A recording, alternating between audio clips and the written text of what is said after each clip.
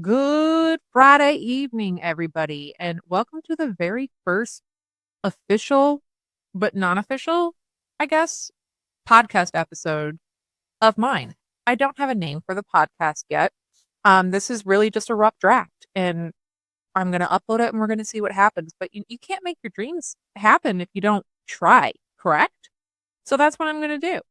I'm going to try. So, welcome to my podcast. We'll think of a title. We'll get there. You all can help me with that. But hi, my name is Melanie. I am 35 years old. I am in the Kansas City area and I have a dream. And that dream is to spread my story, my my knowledge, um and I want to have a podcast. I just want to reach people who can maybe get something from the story that I have to share and the life experience that I have to share. So let's go on this journey together. This whole episode is going to be basically just introducing myself. And I'm just trying to get used to this new equipment that I have and really just making sure I know what I'm doing. So it's going to be rocky, you guys. It's going to be rocky at first. So bear with me. Just bear with me. So like I said, my name is Melanie. I'm 35 years old and I had bariatric weight loss surgery almost 3 years ago. I had it May 4th of 2023. And I have been on an incredible, strange, amazing, scary journey before and after my surgery. So let's start from the beginning, shall we? So when I made the choice to have my bariatric weight loss surgery, I had the gastric bypass surgery. And when I made that choice, I was at my heaviest weight of 436 pounds. Let that sink in. 436 pounds. I am 6 feet tall and I was 436 pounds. That's an excessive amount of weight to carry. An excessive. And it really got me to a point where I was scared for my health and I was worried that I was not going to be on this planet much longer and I didn't want that to happen. All of my relationships in my life, my marriage, my friendships, my family relationships, everything was suffering because of my physical and mental health that I was not taking care of. And I blamed everybody else for so long for my problems.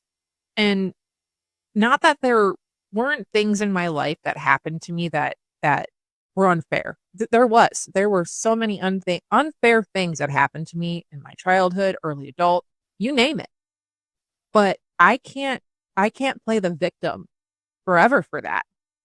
I can only control going forward. And I chose for so long to blame and play the victim and play the poor me card. And it got me nowhere. It got me nowhere but miserable. And one day I woke up and I was like, I don't want to be miserable anymore. I don't want I don't want my marriage to fail. I don't want any of that to happen. And I had to change something. I had been overweight my whole life, pretty much, ever since I can remember. I had been overweight. And it's not that I was ever in denial about my weight. I always knew how much I weighed. I was in denial about my health towards the end before my surgery. I was in denial about my health. I was telling myself that I was a bigger girl, obese, if you will. Um, but I had the mindset of I'm not diabetic. I don't have any really health issues other than high cholesterol, high blood pressure. But I was in denial. I was in denial. And just because I wasn't diabetic, honestly, that I used that as the gaslighting tool to gaslight myself into thinking, yeah, you're overweight, but you're not unhealthy, so you don't need to do anything about it. That was incredibly untrue. I was very unhealthy. And for a while I was fine when I was active in high school.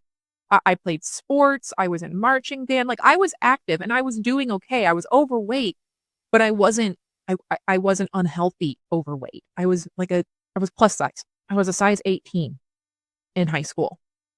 And at that time, I thought that was huge, and everybody else thought that was huge, and I got bullied, I got made fun of. It my whole life, I've been the bigger girl. I've been the fat, funny friend. You whatever the analogy is, I was it. I was it. And it never really bothered me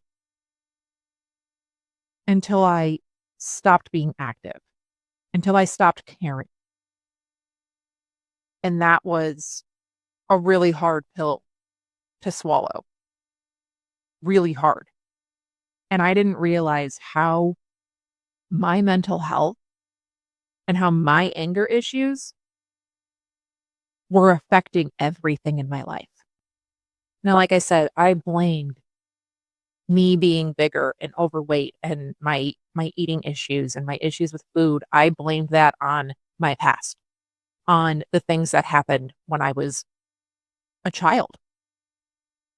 And I wasn't wrong for feeling that way, but I was wrong for holding on to it for so long, for not changing the narrative, for not choosing to do something about it before it got too late.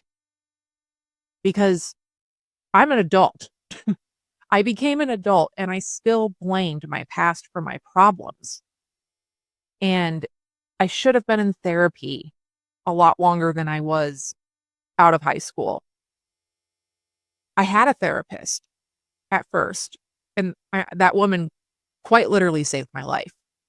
Literally saved my life. I loved her. And then I moved. I moved from where I grew up in Illinois. I moved down to Florida, where my mom and my little sister had moved back to. It's my home state. It's where I was born. And I just had to get out of where I was. I was in a small town. Everybody knew everyone and everybody knew everybody's business. And I had been there since, gosh, fifth grade, I think. And I needed to move on. I needed to. So I moved down to Florida, told my mom I would go there for a year and test it out. And she's like, if you don't like it after a year, go wherever you want. Just promise me you'll try it. So I did. I lasted a year and 1 month in Florida. Florida's a beautiful, beautiful state. I love to visit. I hated living there. I hated it. I I am not meant to be in Florida year round, or I wasn't. I think I could do it now, but then, being as big as I was hot all the time. All the time. There's bugs everywhere. There's snakes everywhere. And there's flying cockroaches. You ever heard of a palmetto bug? If you haven't, look it up. And then I'm going to apologize to you right now for it because they're fucked up. Flying giant cockroaches. Deal breaker. Absolutely, absolutely not. Now, I will say moving to Florida, as much as I hated living there, I loved being close to my mom and my sisters and my aunts and uncles. Like I had family there. And I love my family.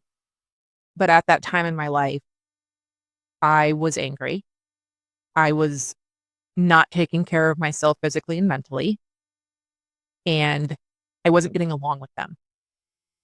And I didn't realize at the time that I was a big part of that problem. I wasn't all of the problem, but I was a big, big part of it. And I did not accept that until recently. Hard pill for me to swallow. Um, so a lot of a lot of things happened in the year that I lived in Florida. So let's go over that. And like I said, I grew up in a very small town and I had almost all gay friends, male, female, gay friends. And my mom and my parents and my everybody had asked me for a long time, "Are you gay?" And at the time I would say no. I was like, "No, I'm not." I I had never really considered it because I lived in a small town. Like it just wasn't something I considered. I just had a lot of gay friends. That's that's what I thought. So then I moved to Florida. And to make a long story short, that can be a whole nother episode someday. Um, I figured out I was gay. I figured it out. And like I said, that's a whole long story that I can get into on another episode at some point if y'all are interested. It's a good one. But I figured out I was gay. And I I also figured out I didn't want to live in Florida after I came out to my family, which was such a funny experience. Again, it's a long story, so we won't get into it on this episode of this very first one. We'll ease into this for you guys. But I came out and I knew I didn't want to stay there. I knew I had to move. And my best friend from college lived in Kansas City. It's her hometown. She was born and raised Kansas City. And she was like, "Hey, I have a spare bedroom. I can get you a job where I'm at. Like, you want to move?" I was like, "Hell yeah, I want to move." Like, yes, I do. So I packed up my tiny little Ford Fiesta, everything I owned in that tiny car. I left. I left on Thanksgiving weekend of 2014, right? Yeah, 2014, Thanksgiving weekend, I left. And before I had moved, this is important. Before I had moved, I had gotten on like a dating website. And for let me age myself here, it was called Plenty of Fish. This was before Tinder, before Bumble, before all of those things. This is when you had literal online dating. You didn't do it from your phone. Well, I mean, you did, but you know what I mean. Plenty of Fish. Because I was moving to a new place where I knew one person. I had just come out and I was like, well, I just want to know other people like me. I just want to make friends. I really just did it to make friends. Well, I ended up meeting my wife on Plenty of Fish. And again, that's a whole long story and we can do a whole nother episode on my coming out story, how I met my wife, but I met her on Plenty of Fish about a month before I decided to move. And I had my location set to Kansas City because I knew I was going to move to Kansas City. I just didn't know when. So then when I figured out a date and everything, like it all kind of just got into action. I met my wife on that site, and we talked for the whole month before I moved. And I moved here. I met her for lunch, and we have not been apart since. We haven't been apart. Quite literally a U-Haul lesbian situation. I'm not even gonna lie, like not on purpose, but that was like I said, 2014, and we're now in 2026, and here we are, me and my wife thriving. And it has been a rough road, you guys. It's been a rough road. We both were overweight. I was much more overweight than she was, and we both had our mental health issues. We had both been through a lot in our childhood and leading up to before we met each other. And quite honestly, and me and her talk about it now, like at that time we had no business getting into a relationship with anybody. We really didn't. We really didn't. But I'm so glad that we did because I, I met the love of my life. Like I wouldn't change a damn thing on how anything happened because it all led me to where I'm at today. So let's fast forward. Still, I'm overweight. I'm big. But I keep gaining weight now because now I'm not taking care of myself. I'm not I'm not exercising. I'm not active. I'm not taking any of my mental health medications. I am not taking care of myself. And I am an angry person. I'm an angry person. And it was really coming out like full force, starting to come out. And people were noticing it. And there was an obvious shift in me. And it was affecting my relationship. So me and my wife have been through possibly everything you could think a couple could go through negatively in the span of a decade. We've been through it, and we've been through hell and back, and we made it. So, like I said, I've got a lot of information to throw at you guys. This is just the first get to know me, so we're gonna keep it as short and simple as I can. And we'll do more episodes with more information on everything. But we made it through the trenches. We did it. Now, let's go to the year 2022. The year 2022. I am at the lowest of lows. I am at rock bottom. I am the heaviest I had ever been. I had gained an incredible amount of weight. I had gained well over 100 pounds. So I'm sitting at over 400 pounds. I couldn't physically do anything. I hurt all the time. I complained all the time. I I wouldn't go anywhere. I didn't want to be seen in public. I didn't like the way I looked anymore. I didn't feel like I was healthy anymore. There was not I couldn't even gaslight myself into believing I was healthy. I knew I wasn't. I knew that my health was declining more and more and more, and I didn't want to do anything about it. I stopped caring. And then my marriage started suffering. And in August of 2022, I went back home to Chicago with my best friend, the one that I moved to Kansas City with or for, and we went to go see my dad, who lives in downtown Chicago. And on that trip,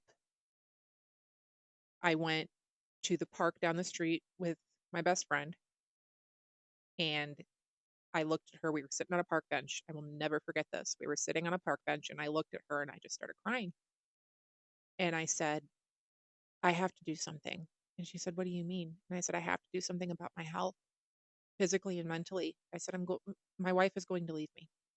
My wife is going to leave me if I don't do something. And she just looked at me and then she hugged me. And she said, I'm so glad you said something because I was going to have that conversation with you on this trip. She had already planned on talking to me about it. She knew. She knew that I had to do something to change because she saw it. And that's what best friends do. And I will forever, forever be grateful to her for that. Forever. That she's the kind of friend that was going to tell me what I need to hear, not what I wanted to hear. And I say was. She is. She is that friend. She will always be that friend who will tell me what I need to hear, not what I want to hear. And I do the same with her. It's a rare thing to find. It really is. So we're in Chicago. And then I'm like, I get some motivation. I was like, you know what? Let's go for a walk in the morning. Let's go for a walk in the morning. Let's get up and go for a walk. So me, her, and my dad got up to go for a walk. I made it a block, you guys. I made it one block before I started sobbing in pain. I was mortified. I was mortified. I was like, you guys go ahead of me. I'll meet you back there. And they they waited for me. It was literally mortifying to me. I got back to my dad's apartment. I said, I need a minute. And I went into the bedroom, sat on the bed, and I cried. And I got online and I made my consultation request for bariatric surgery. Now, that is something I had been sitting on and thinking about for years. And I had done a consultation with a different surgery center a couple of years before, and I didn't even tell anybody about it. I didn't tell anybody I was thinking about it because I was under the impression that it was the easy way out and I didn't want to hear it from anybody. So I made that decision to have the consultation because I had just recently started a new job and the insurance with the job, it's a job I currently have, covered this procedure. I had to pay my out of pocket max and deductible, which was $1,000. So really, I didn't pay anything for the surgery because all of the work I had to do 6 months before the surgery, I met my deductible and out of pocket max before my surgery date in May. So it's October of 2022. Let's back up. October now of 2022. I got my wife tickets to the Lizzo concert. She wanted to go see Lizzo. And we go to this concert and we are not in a good spot. We're not. Like, we are constantly fighting. We are at each other's throats. We literally could not be around each other without fighting. And we go to this concert and we're trying to have a good time. We are. But I'm miserable. I'm miserable. And I looked at her while I think we were eating dinner before, something like that. And I told her that I had a consultation appointment for bariatric surgery. And that conversation did not go the way I wanted it to. It didn't. She was very skeptical for good reason. And at the time, I didn't understand that, but for good reason.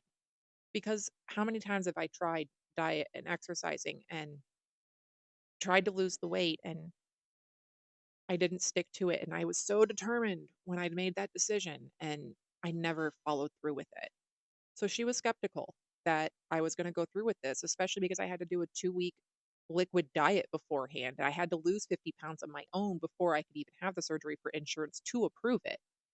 So it didn't go the way I wanted. She kind of tried to talk me out of it. And a lot of people did. She was not the only one. My family, some of my friends, they tried to talk me out of it. And I was like, listen, this is a decision I have made. This is happening. And which is why I did the consultation appointment without telling anybody. That's why I made the appointment without telling anybody because I didn't want to get talked out of it. I'm going to the consultation. So I went to the consultation and immediately, immediately, as soon as I walked out of those doors, I knew that I was going to go through with it. I knew I was. They made me feel valued, comfortable, safe, and I knew this was the answer for me. And that's the most important thing. If you're ever going to do something like that, like a complete lifestyle change, you better make damn sure that it's for you and not for anybody else. It may affect other people, but ultimately you're making that decision for yourself. And that's what I was doing. I knew that I had gotten to a place where I was too far gone. I Diet and exercise was no longer an option. I had let it get too far. And I was going to end up killing myself accidentally. That's the road I was down. So I had a lot to prove. And my wife even said, she's like, listen, I support you no matter what you decide to do. I just don't know if I agree with the surgery, but I will back you on what you want to do. And I told her, I was like, I get that and I appreciate your honesty, but I would feel a lot better if my wife supported me in this and I had somebody to kind of be my cheerleader along the way. And she looked at me and she said, you know what? Prove me wrong. Prove me wrong. And we'll go from there. And I was like, okay, bet. I will do that. So I did. I did. I did the 6 month work that I had to do per my insurance. They required some therapy appointments. They required dietitian appointments. They required physical therapy appointments. All of this, I had to lose 50 pounds on my own before I could even book the surgery. So I had 6 months of prep work that had to be done, and I had to stick to that. And I did. And so now we get to my last appointment before we decide on a surgery date. And I went to that appointment. I got a call about 24 hours later, and they gave me my date of May 4th, 2023. So I had 3 weeks at that point until my surgery. Now, mind you, we had just made an appointment to have our dog put down like that weekend. It was a rough it was rough. It was rough. But I went through with it. I had my surgery. I did a 2 week clear liquid diet. That was probably the hardest part of the entire thing was the 2 week clear liquid diet. And I did that and my wife saw me do that. She she watched me cry. She let me cry on her shoulder. She stuck by my side this entire 6 months when she had every reason to say I'm done. But she gave me another chance. She gave me another chance. And it ended up being so good that she had the surgery a year later. Now, like I said, we were both overweight. I was much more overweight than she was. So I had my surgery on May 3rd. Everything's going great.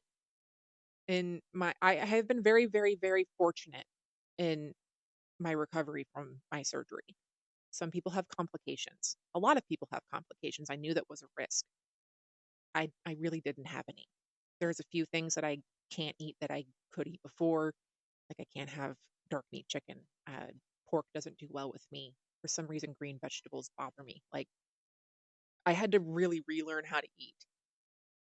And doing that while living with somebody who didn't was difficult. But I did it. And my wife was incredibly impressed and proud. And I was proud of myself. The weight just started dropping off. I also had to be very, very, very strict in making sure that I was staying active. So I was exercising. I was following they call it the Bible. It's a huge binder and it tells you from day one post-op to this day you can eat this. It's an entire Bible to get you through the first like 6 months to a year after your surgery. And I followed it to a T, almost to a point where it was like to a fault. I was a little obsessed, but I did it. So let's go to a year out of my surgery. My wife had hers March 14th of 2024. So a little less than a year after mine. And she was the same. She only had to do a week of the clear liquid diet. Whatever.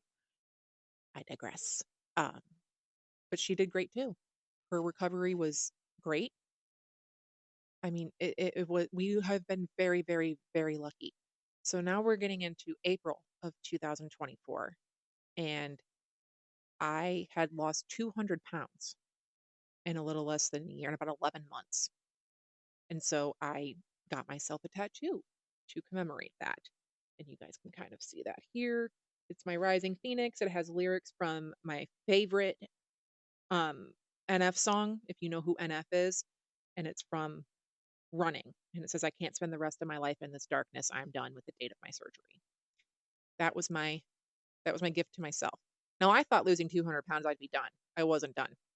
So I went from 436 pounds to currently I'm weighing at 160.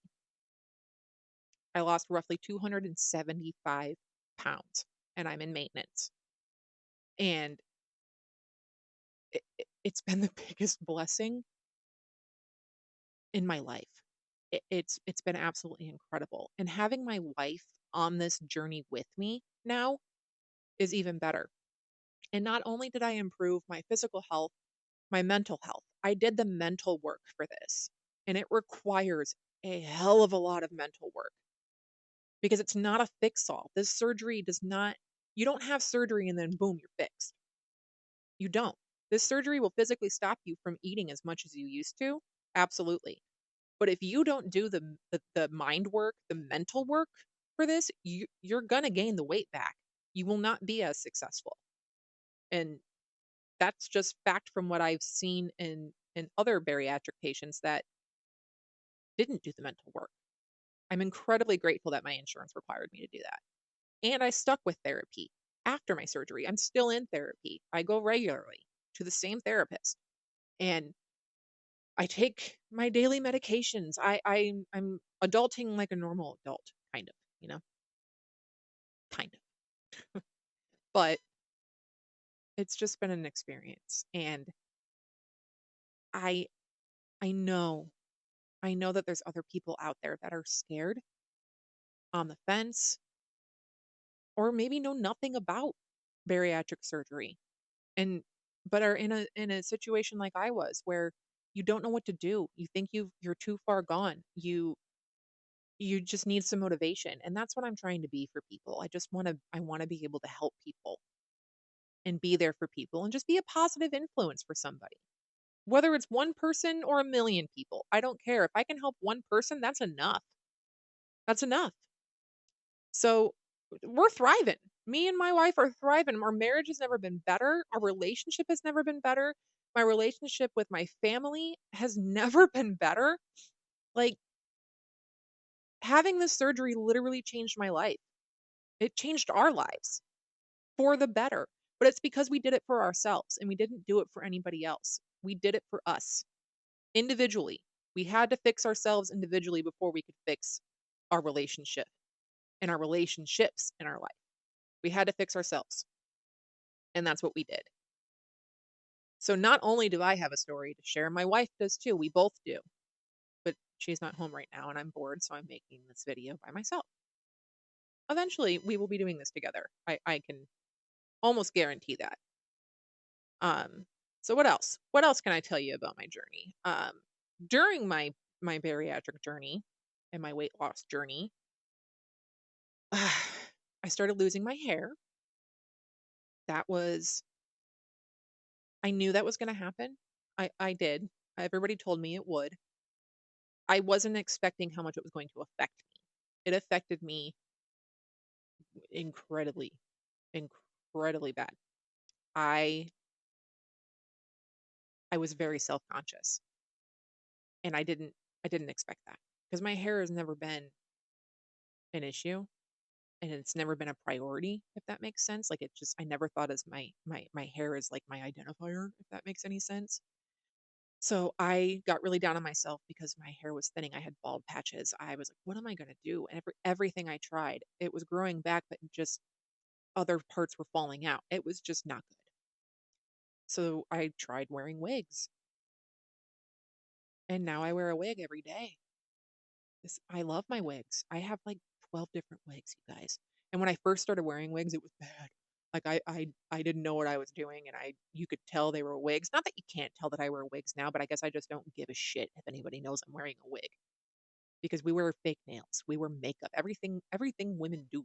We do fake things. Why can't I have fake hair without people throwing a fit? I don't care. I do not care. So I've invested in some better quality wigs now and I really enjoy it. Like it's been really cool. So my cat is going insane right now. It's been really cool to just throw on a wig every day, a different wig every day, and I have salon ready hair, and it makes me feel confident and it makes me feel pretty and beautiful. And I'm just not used to those feelings and I'm trying to embrace that more. I've been playing around with doing my makeup. So I try to wear makeup every day, not for anybody else but me. It just makes me feel good because it's not something I ever cared about before. I didn't care about my appearance. And you could tell I didn't care about my appearance. And I will put before and after pictures up on the screen here. I'll do it. You'll see it so you can get a feel for what I'm talking about here. I did not care about myself at all. And I didn't even realize it until after. It's absolutely crazy. It really is. So now here we are, February of 2026. I'm at my goal weight. I've been maintaining now for probably a year, I would say. My wife is almost at her goal weight and she's doing incredible. She used to dance as a kid and she stopped dancing for a lot of reasons that I'll let her explain someday. Um, she's found a love for dance again. She's teaching dance again. She's certified in work dance cardio fitness at almost 35 years old. Like we just decided 2025 and 2026, we were just going to grab it by the horns and make things happen for ourselves. And that's what I'm doing. That's what I'm doing. I'm putting things out there. I'm making things happen. I applied for my dream job last week, you guys. Still waiting to hear anything back, but even if I don't, I did it. I applied for it. And that I'm proud of. I'm doing this. I'm doing this. I have been saying for a year, I want to have a podcast. And instead of saying I want to have a podcast, now I'm saying I'm going to have a podcast. And here I am recording my first episode. I have no idea if anybody's going to watch this. I don't care. I'm doing it. I'm doing what I said I was going to do. I am achieving goals that I set for myself. And I can't be mad at anything as long as I try. If I don't try, I'm never going to know if it was going to happen or not. So this is me trying. Taylor Swift reference. Not even on purpose. And I'm really enjoying my life right now. I've made some amazing new friends in my life. I've lost a lot of friends, unfortunately. And again, that's a whole nother I have a lot to talk about. But we're doing a small one today. So I've lost a lot of friends in the last couple of years, unfortunately. Some by my decision, mostly not my decision, but it's all right. It's all right. I know that I'm not for everybody, and I know that everybody's not for me, and that's part of growing. That's part of getting older. People grow apart, and that's okay. People have different opinions, and that's okay. Some people can't handle having different opinions. That's not okay to me, but I digress. Um, so yeah, we're living our best lives. We're living our best lives. I have my two cats. I love them to death. I did lose one of my cats shortly after my surgery, and that was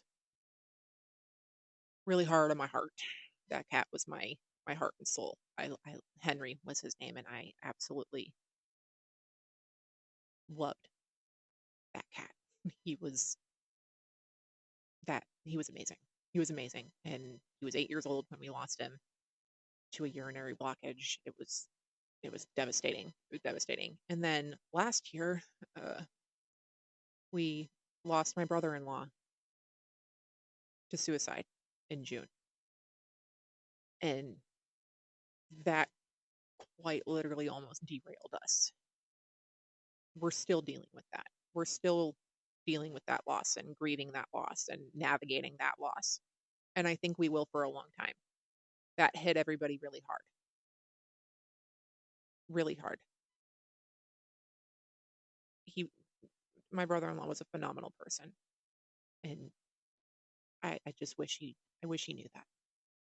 I wish I wish Jake knew that. I will forever miss him and my wife will forever miss him, but I'm doing the things that I'm doing today because of him.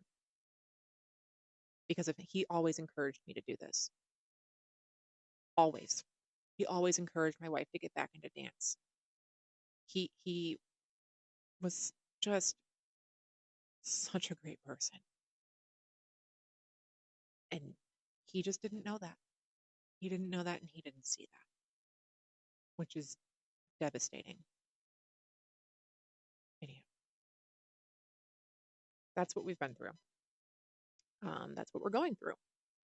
And I'll forever be on a journey. Forever. And I want to share that journey with all of you. Whoever wants to be along on this ride with me, come along. I'm here. I'm here for questions. I'm here for whatever support, somebody to vent to, whatever it is we need, whatever it is. And let me say, there's a stigma on bariatric patients to where people think if they have bariatric surgery, they can never eat the foods they loved ever again. And I am here to tell you that that is not true. Your girl still eats Taco Bell sometimes. I still have a McChicken and some fries every now and then. You can have that stuff in moderation. I'm not going and ordering a double quarter pounder with cheese, large meal, and a 10-piece nugget to eat in one sitting anymore. That's not an exaggeration. I could put it away. And now I can eat a Happy Meal if I'm lucky. That's the difference. You still have to be mindful about what you're putting in your body. Like, of course, I don't want to eat that shit every day. I want to maintain a good cholesterol level and I don't want to be unhealthy. So I do eat healthy for the most part. I cook at home for the most part.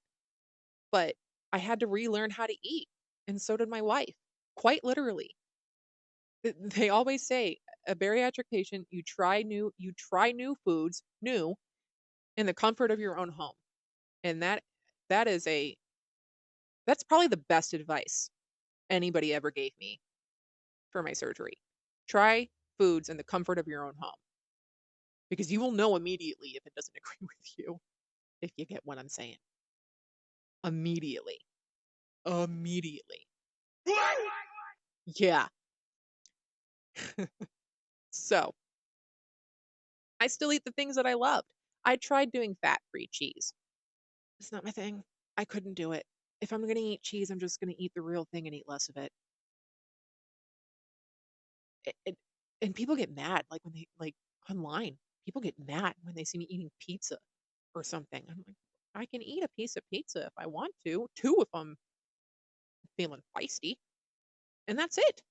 I just don't binge eat anymore because I physically cannot, and that's why I had the surgery, to physically stop me from eating as much as I was. It's a tool, not a fix-all. It's a tool. You can still gain weight after having bariatric surgery, and a lot of people do, and who knows, maybe I will at some point. I don't know. I'm gonna do everything I can not to, but I don't know the future. I can only do what I know,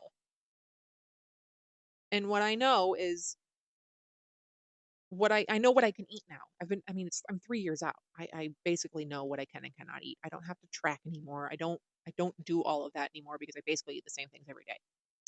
But I know I get my protein in. I know I get at least 80 grams of protein every day. I know I'm getting a shit ton of calcium every day. I take my daily vitamins. I do all the things that I'm supposed to do, but it was a lot of work to get to that point and a lot of um what's the word I'm looking for? I don't know. There's a word I'm looking for and I can't think of it right now. My brain is fried. It is 7 o'clock at night and I'm drinking coffee.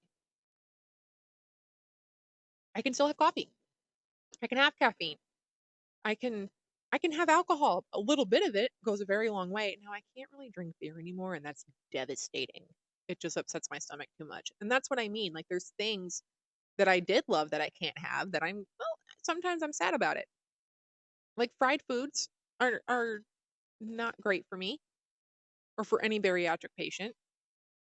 Now like a chicken finger here and there, absolutely. A fried pickle every now and then, absolutely. But like indulging in something incredibly deep fried and greasy. Greasy is the key word. It just tears you up. Tears you up. It's awful. So I don't do that because it's not worth it. It's not worth it. I can't have a lot of high sugar. If I do have a lot of if I have too much sugar, I have what's called like a sugar episode. And it's the weirdest thing. Like my sugar spikes and then it rapidly drops because my body processes things so much faster now. So it rapidly drops and then I bottom out. I have fainted once and I didn't know what was happening when it did happen, but that's what happened. So now I have like emergency glucose thing. I have things to prevent that, but I have to prevent it. I have to be mindful about what I'm putting into my body. So I can't have a lot of carbs and a lot of sugar in one sitting. I can't do that because because I will have one of those episodes. I don't want to pass out. I don't want to be dizzy. I don't want to sweat. I don't want to do that. So I don't. I don't. But like anywho, I'm rambling now. The whole point of this was to say you can still eat the foods that you loved as long as your body can handle it. You have to reintroduce yourself. And literally you start in like a soft food stage. Like I went from liquids to purees, like refried beans and cottage cheese and shit. And then you go to like scrambled eggs and oatmeal and softer foods. And then you go to meat. And wait, for the day I could eat chicken again, I ate chicken and it was delicious. And there's some things that I have not tried to this day after surgery, and Indian food is one of them. I don't know why. I don't. I think it's because I'm afraid I'm not going to be able to have it. And I love Indian food so much and I don't want to know that. So I just haven't had it. I haven't tried it. I can't eat green vegetables. I- As much and I want to. I love broccoli. I love green beans. I love asparagus. I can't eat it because it makes me so bloated and so uncomfortable. So I don't eat it. But I can have carrots. They have to be cooked because for some reason I cannot swallow a raw carrot. I want to like raw carrots. I just don't. But I also can't have anything too acidic. There's a lot of things that I can't have, but I'm okay with that. I'm okay with that because I'm healthy and I'm happy. And I'm not happy because I'm skinny. I'm happy because I'm healthy, mentally and physically. I feel good. I'm going to dance classes with my wife. I'm not good at it, but I'm going to support her to get some exercise in. I I need to be a little more active. I've slacked on that a lot. I need to start building up some muscle mass and things like that. I have loose skin. People ask me that all the time. What about loose skin? I've got it.